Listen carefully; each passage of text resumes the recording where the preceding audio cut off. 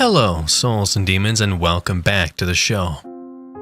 Today's story is called Panacea, written by Tuaway. And with that, sit back, grip your seats, maybe throw a quick like on the video, and enjoy. As I recount the events of the past 2 days, I can't help but feel the futility of it all.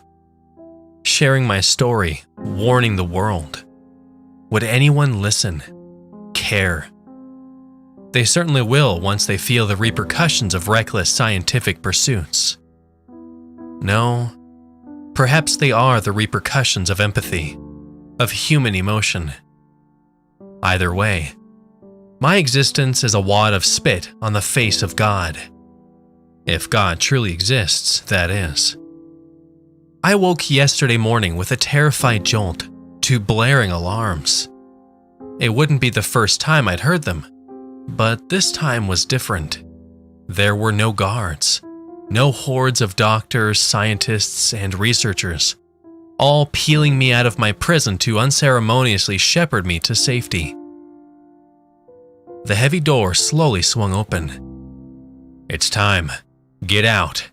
The silhouetted figure donned and a lab coat barked at me as the fluorescent white from the hallway leaked into my cell.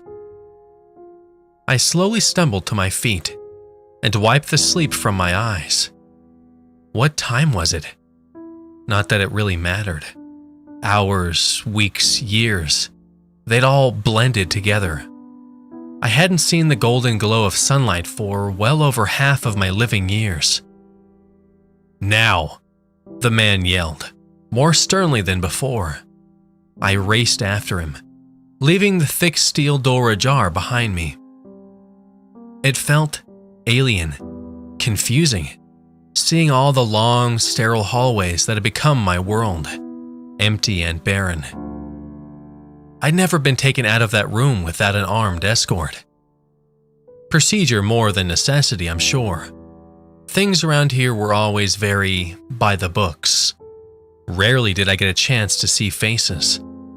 Even less so, as of a few years ago, masks were commonplace. The quick clicking of the man's hard-soled shoes on the smoothly polished floor drowned out the soft shuffling of my slippers. It dawned on me who he was, the only doctor who had ever shown me a semblance of sympathy. Dr. Friedland. It felt like it had been a very long time since I'd last seen him. Years at least. He didn't look good. The thin crop of hair he once had on top of his head was worn to a smooth, bald patch. His gait was that of a man deep in the ruins of age. Even from behind, I could tell his bushy brow was furrowed in the way it always did when he spoke to me about my captivity. As we continued to pace through the wide and pale turquoise hallways, I began to lose breath. I wasn't permitted much in the way of exercise, and this fast-paced maze race was both disorienting and taxing on my softened, weak body. Even if I did have proper exercise, I'd still struggle in all ways physically. I was more a husk than a human, since the last round of tests. Finally, we reached a narrow, steep, steel staircase leading up to a hatch. I wish I could say that the moment my body was bathed in sunlight was magical, or even lived up to the strangely romantic memories I built of it during my time in captivity.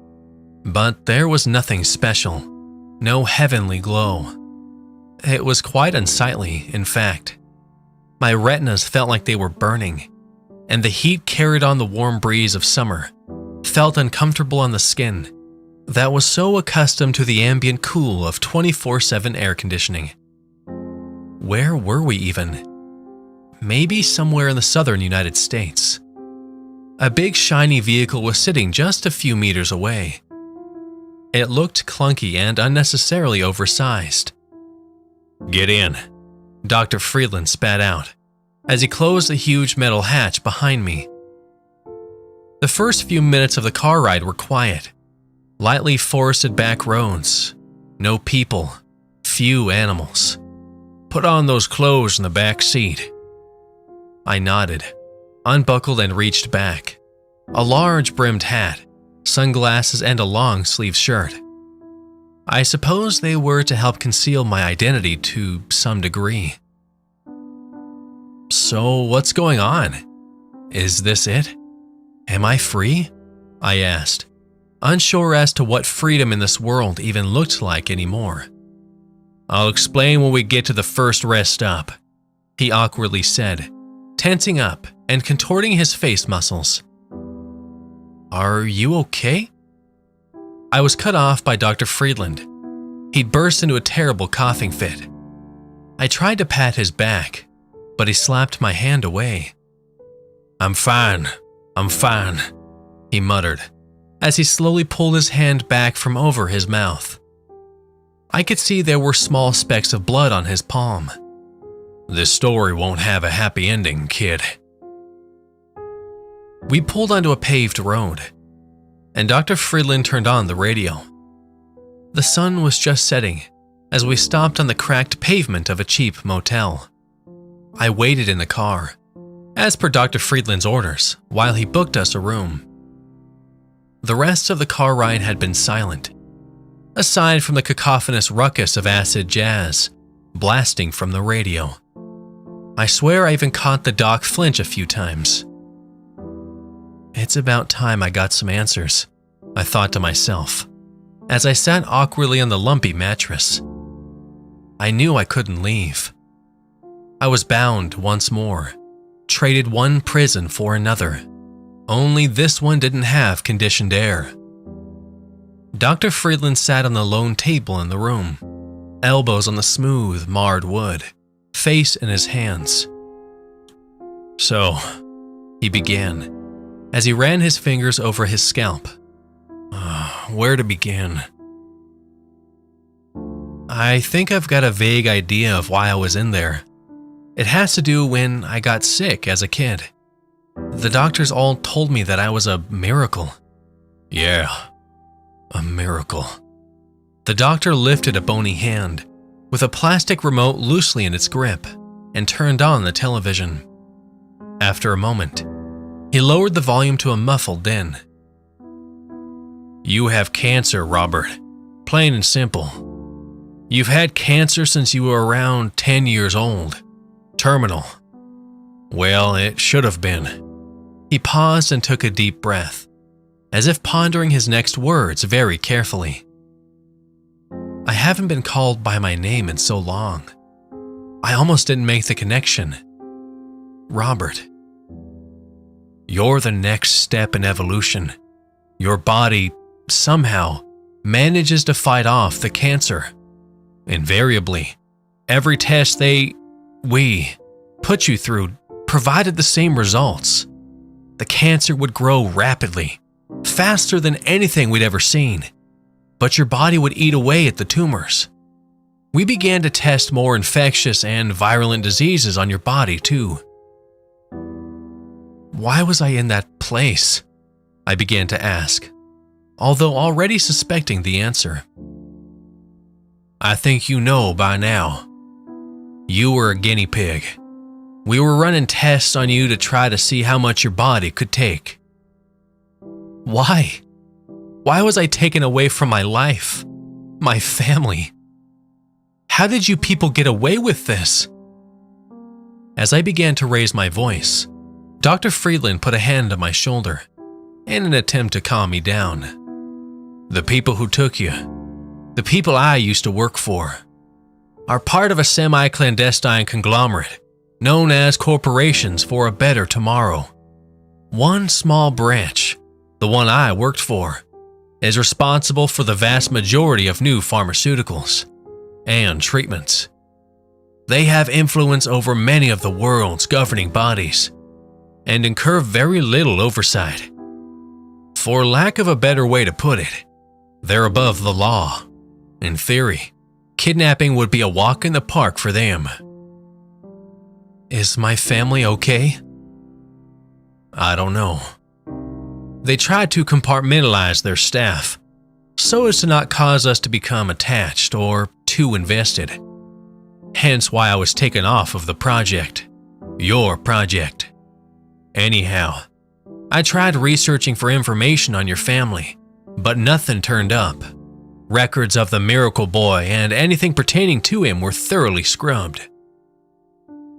Silence fell over the room. I'd cry about it, cry about my family, but I couldn't. I'd shed so many tears in my first few years of captivity, but now, I was far too detached from emotion. I couldn't even remember how to cry. A strange thought popped into my head regarding something the doc said when we first got on the road. You said this story wouldn't have a happy ending. What did you mean? Dr. Friedland sat up straight, breathed a deep sigh, and braced his elbows once more on the table. This freedom won't last long. I didn't rescue you to live happily ever after. That can't happen. You'll never be able to outrun them. I rescued you to give you a choice. A sinking feeling formed in my gut. I knew where this was going, but I had to ask. What sort of choice? Inevitably, they'll find us. All I can do is try to buy us time, but I'm getting weaker. Faster than I expected. But there's nothing I can do about it now. Dr. Friedland's explanation was cut short by another coughing fit, this one more violent than the last. He turned to face me, and I could more clearly see the shape he was in. Pallid as a corpse, he was a dead man walking. I was given a year to live. I'm dying of one of the many ailments your body can miraculously fight off. Too bad we don't make cures, only treatments. I'm sorry, I interrupted, as the doctor stared down at the cheap, shaggy carpet. No matter. I still owe you explanations. The reason I freed you is to give you a choice that you'll never get again. Once they ultimately catch us, you can go back to living the rest of your days as a lab rat, or...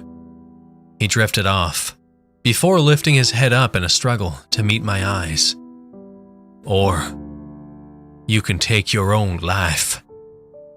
Before I had a chance to respond, he grabbed his belongings and ushered me to do the same.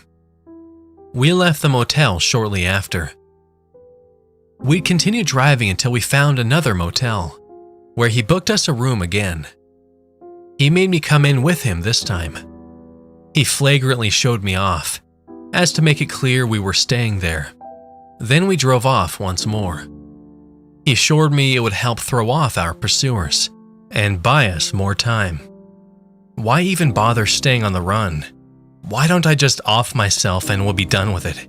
I asked, frustrated with the state of things. I suppose that I'm a selfish old man. They won't take me back. They won't treat me or cure me.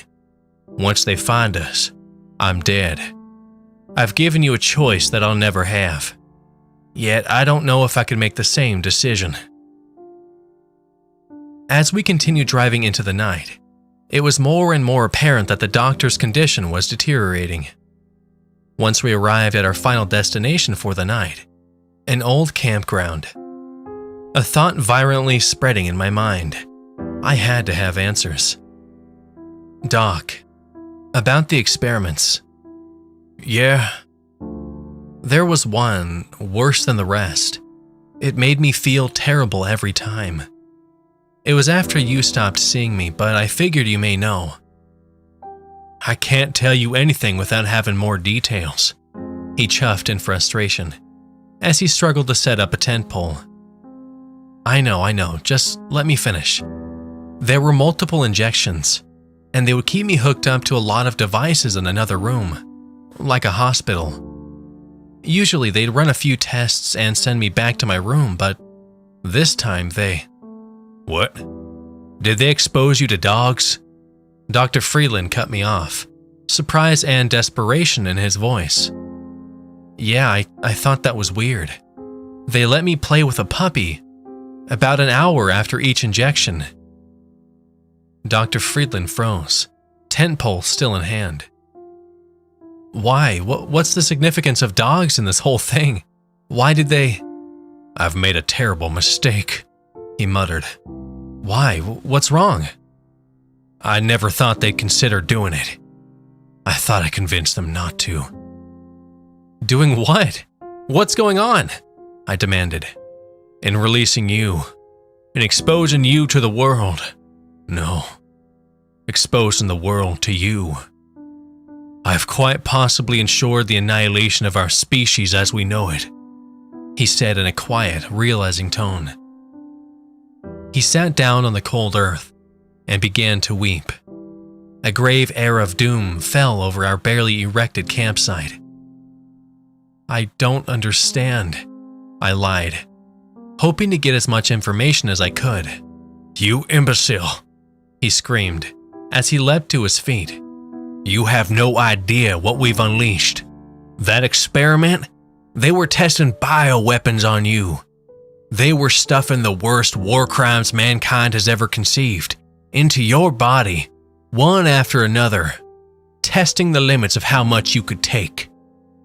But I'm okay. Yeah, no shit, you're okay. It's all highly infectious, and you're the only person who can survive it. You're a carrier. And now, I am too. If I wasn't given a death sentence before, this would be it. If I was this dangerous, how were you able to break me out so easily? Dr. Friedland paused. I suppose I thought I was terribly clever, orchestrating this prison break. I'd put so much thought into it, had so many contingencies, but you're right. It was too easy, as if they wanted to cause an outbreak. My God, how many have we infected? Dr. Friedland wheezed heavily, before collapsing on all fours, trembling. Are you okay? I asked, reaching a hand out to help him up. I'll never be okay. At least I can do the bare minimum to correct my mistakes. The mistakes of my fellow researchers. Dr. Freeland slowly stood, using the unplanted tent pole for support. He shambled back to the car. Opening the glove compartment, he revealed a small handgun. I'm sorry we did this to you, he said softly, as he stared into the sky. I still don't know if he was apologizing to me or to the world at large. In a flash, his arm raised, a shot rang out, and his body crumpled to the dirt. If I was a normal person, if I wasn't more at home in a cool, dark cell than out in nature, I'd probably have screamed, maybe cried. Instead, I stood and stared at the limp body of the closest thing to a friend I'd ever had. After a moment, I approached the withered corpse of the man who'd set me loose on the world and saw something curious beside his body. Next to the pile of mud the gun was laying in was a picture. It was Dr. Freeland and a woman. On the back it read, Mark and Judy, 2016. I never knew his name was Mark. I never even knew he had a wife, maybe a girlfriend. There's so much I never knew, even more that I'd never learn. I found a pad and paper in the glove compartment where the gun was, and began to recount the events. Which brings me to now. As I placed the notepad and pen back down on the passenger seat, I turned to see the muddy gun on the ground. A thunderous gale can be heard in the distance. I suppose it's time to make the choice. The wind grows even louder. It sounds off somehow. Looking up, I see the source of the noise. A black helicopter with the letter CBT on the side, flying overhead. 2 ropes drop down, as I see figures begin their descent. I race for the gun, snatching it out of the mud, and hold it up against my head. Don't come closer, I yell, as I stumble backwards toward the car, but the darkened figure's advance has not faltered. Closing my eyes, I take a deep breath and pull the trigger. Nothing happens. Go, go, go! Get him now! It's jammed! I hear yelled by one of my pursuers. I'm grabbed from behind, and the last thing I see in my brief stint of freedom is one of their dark, soulless masks staring back at me as something is put over my head. 6 confirmed infections, sir, I hear from a radio. Excellent. Everything's going according to plan. We've got the boy. Torch the car and the campsite. I want this scene wiped clean. I feel a sharp prick on the back of my neck, and the world turns dark.